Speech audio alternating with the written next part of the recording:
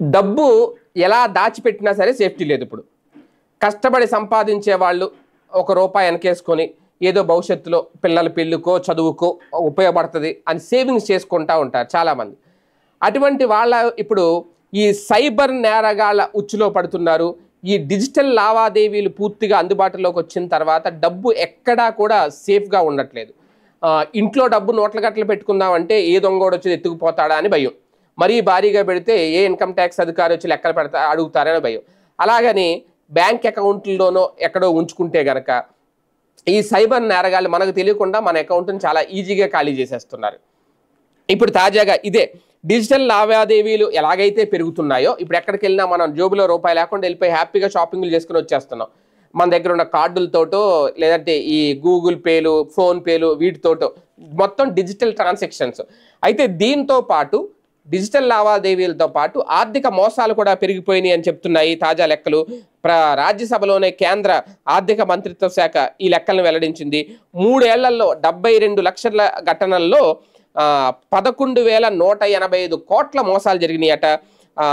దేశంలో డిజిటల్ చెల్లింపులతో పాటు డిజిటల్ ఆర్థిక మోసాలు పెరిగిపోతున్నాయంటూ కేంద్ర ఆర్థిక మంత్రిత్వ శాఖ చెప్పుకొచ్చింది. 2022-23 ఆర్థిక సంవత్సరం నుంచి ఏడాది జనవరి 25 వరకు 72.05 లక్షల ఘటనల్లో 11,185 కోట్ల మేర ఆర్థిక మోసాలు జరిగాయని రాజ్యసభలో వెల్లడించింది.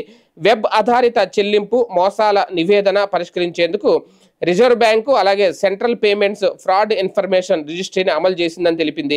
కాజేసిన డబ్బు మోసగాళ్ల పరం కాకుండా ఆపేందుకు citizen financial cyber fraud reporting management సిస్టమ్ను ప్రారంభించామని కూడా వివరించింది. దీని ద్వారా 13.36 లక్షల ఫిర్యాదుల్లో 4,386 కోట్ల ఆదా చూసినట్లు తెలిపింది.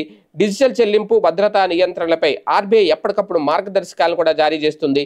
బ్యాంకులు అలాగే ఇంటర్నెట్, మొబైల్ బ్యాంకింగ్, కార్డు చెల్లింపులు ఇలాగ వివిధ మార్గాలకు కనీస భద్రతా నియంత్రణలు అమలు చేయాలని కూడా ఆదేశించినట్లు చెప్పుకొచ్చింది.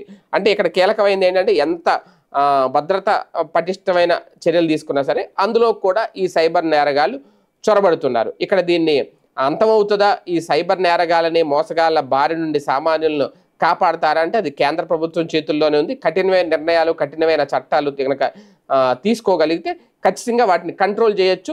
సైబర్ నేరానికి పాల్పడిన వ్యక్తిని ఇమీడియట్గా గుర్తించి వాళ్ళు ఎక్కడి నుంచి సైబర్ నేరానికి పాల్పడుతున్నారు అనే దాన్ని ఇమీడియట్గా ట్రేస్ అవుట్ చేసి ఆ డబ్బులు రికవరీ చేస్తే కనుక అప్పుడు కేసుల సంఖ్య పెరుగుతుంది, నేరాల సంఖ్య కూడా పెరుగుతుంది. సైబర్ నేరం చేసేవాడు, దొంగతనం చేసేవాడు ఎక్కడుండి చేస్తున్నాడో తెలియట్లేదు. వాడు ఏ దేశంలో ఉంటాడో, ఏ రాష్ట్రంలో ఉంటాడో తెలియదు. ఎక్కడో ఉన్నవాడిని టార్గెట్ చేస్తాడు. లక్షలు లక్షలు కోట్లు చివరికి 100-200 కూడా కాజేసేస్తున్నారు దొంగ నా కొడుకులు. ఇంకా అలాంటి వాళ్ళని ఏం చేయలేము అంటే ఒక కంప్లైంట్ ఇచ్చి ఊరుకుంటే ఎలా కుదురుతుంది? 100 రూపాయలు నొక్కేసినా, ₹1,00,00,000 నొక్కేసినా దొంగే. సైబర్ నేరమే. ఇమీడియట్గా వాడిని ట్రేస్ చేసి ఆ అమౌంట్ రికవరీ చేయడమే కాదు, వాడిని అరెస్ట్ చేసి జైల్లో పెట్టి తగిన శిక్షలు గనక విధిస్తే ఈ సైబర్ నేరాలను అరికట్టడానికి